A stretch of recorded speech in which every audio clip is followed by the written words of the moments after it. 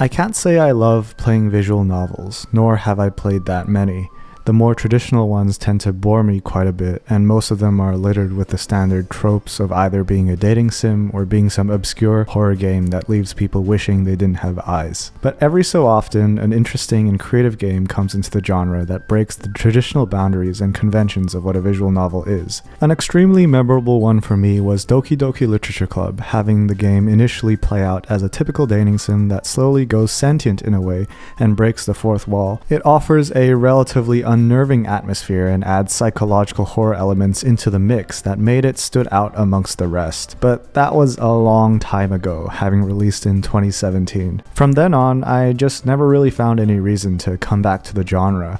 There weren't any creative ones out there that made me really want to play them, and I moved on to doing other things. But about 2 weeks ago, I saw a clip of an anime teaser come out for a project known as Class of '09. It looked really interesting, and the dialogue seemed really funny, and I decided to look into it a bit more. And from there, I never looked back. The anime was apparently based on the franchise Class of '09, which had 2 games under its belt, being Class of '09 and Class of '09 The Re-Up. Although these 2 games seem like they're part of some series, they are actually sort of basically the same game, just offering different choices and storylines within them. They feature similar characters, and the general overarching premise is the same. But before we get anywhere, I'd like to offer a disclaimer and trigger warning. This game contains a lot of references to many things that are less than savory to be talking about openly, and I just want to let you guys know that viewer discretion is advised.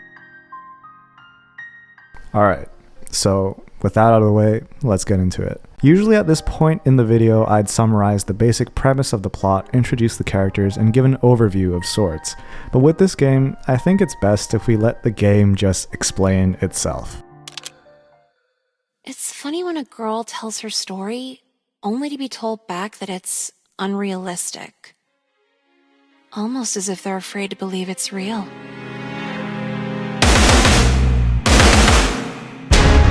For everyone who doesn't know, my mom's a bitch, my dad shot himself, my life sucks, and my brother's on a watch list. Not in that order, or maybe, I don't know. But last year, that combination left me at the worst, most predatory school imaginable. At least I thought it was the worst school. But then I talked to other people, and it turns out it wasn't that bad.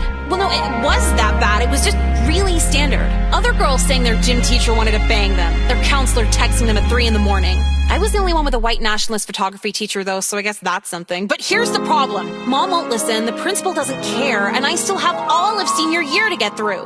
My life's just a game. A sick, hopeless game. I've never really been religious, but if God is some introvert loser sitting in their computer chair, I really hope they can help me through this.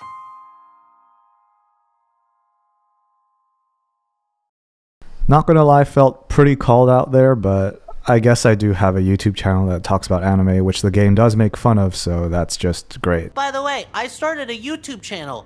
You guys want to see it? No, we gotta go buy Whippets. I never tried Whippets. Do they taste bad? Anyway, the name of the girl you've just heard is Nicole, and our protagonist for this story. She has a habit of playing with people's emotions, either to get out of situations or simply for the enjoyment of the power trip, and seems desensitized to violence against her or others. Nicole is able to ignore any of her preconceived morals for her own gain, and is capable of ruining reputations and lives around her without any shred of remorse. Despite this, she possesses some sort of moral code, though it is pretty self-centered and selective. And she does have a drug problem, which plays into a lot of storylines and is somehow a pretty important aspect of her character.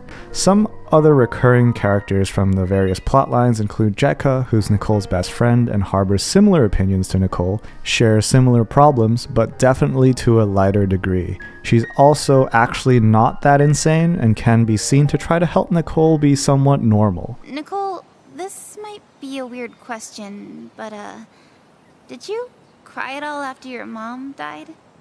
No. Other minor characters include Emily, who's pretty insane and has extreme violent tendencies, Ari, an initially closeted lesbian girl who comes out over the course of one of the routes, Karen, a stereotypical geeky girl, Megan, a stereotypical class leader good girl, Kyler, your typical asshole jock, Crispin, an airheaded guy who doesn't really get social cues, and Hunter, who's a pretty chill guy but kind of gullible at times. Over the course of the two games, you dictate Nicole's choices as she navigates her high school and the various things that happen. This might sound pretty normal, and if you haven't been reading the text in the gameplay on the screen so far, then this game probably sounds very run-of-the-mill at the moment. But let me just list a few things that actually happen in the game as a result of your actions. You can get killed by a necrophile, get killed by a school shooter, set the school on fire, start a political movement, drive a guy to jump off a building, become an escort, go to jail, form a suicidal pact, and the list goes on and on and on. And those are just the endings. The game gives you a plethora of choices when it comes to different situations, and if you have any sort of moral compass going into this game, you can just think about throwing that out. Because when faced with choices like these, I'm gonna get the principal, and you guys are gonna be expelled for good. Oh shit.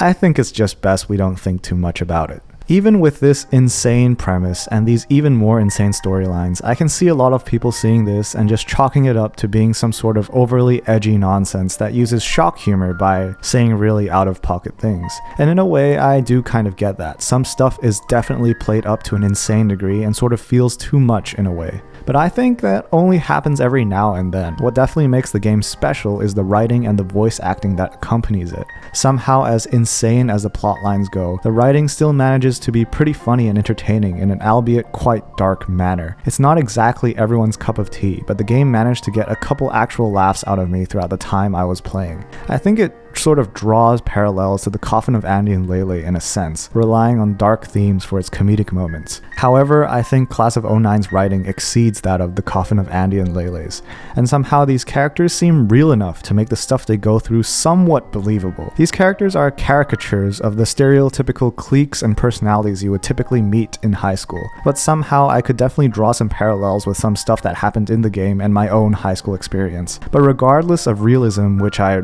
honestly don't think the game is going for anyway, the story still had me at the edge of my seat trying to find out what kind of crazy things Nicole was going to do or say next. Class of 09 is definitely not a game for everyone. I can see some stuff coming off as too offensive or crass to some people, and to those who actually want to play a game, there's really not much going on, as 90% of the time you're not even clicking or moving the mouse because the game sort of plays out like a TV show. But I think if you're going to go down this rabbit hole of sinking 2 to 3 hours playing through each game, you shouldn't really take it too seriously. The game doesn't exactly have the greatest visuals, the smoothest animations, or the most engaging gameplay. But what I loved about Class of 09 is how you can notice the time and affection the developers and writers had for the game. And you could definitely see and feel the effort being put in there. It's a gaming experience that sort of transcends the conventions and boundaries of what a visual novel is supposed to be played like, and offers something that not many other games or even pieces of entertainment in general can offer in today's day and age. I think because of that, it truly elevates it to being one of the most fun few hours I've had in playing something like this in a long time, and making it for sure a piece of entertainment that I can easily recommend to anyone. With what seems like an anime adaptation in the works, and maybe a potential new game starring Jekka as the main protagonist, I'm definitely keeping an eye on this franchise over the coming months and years.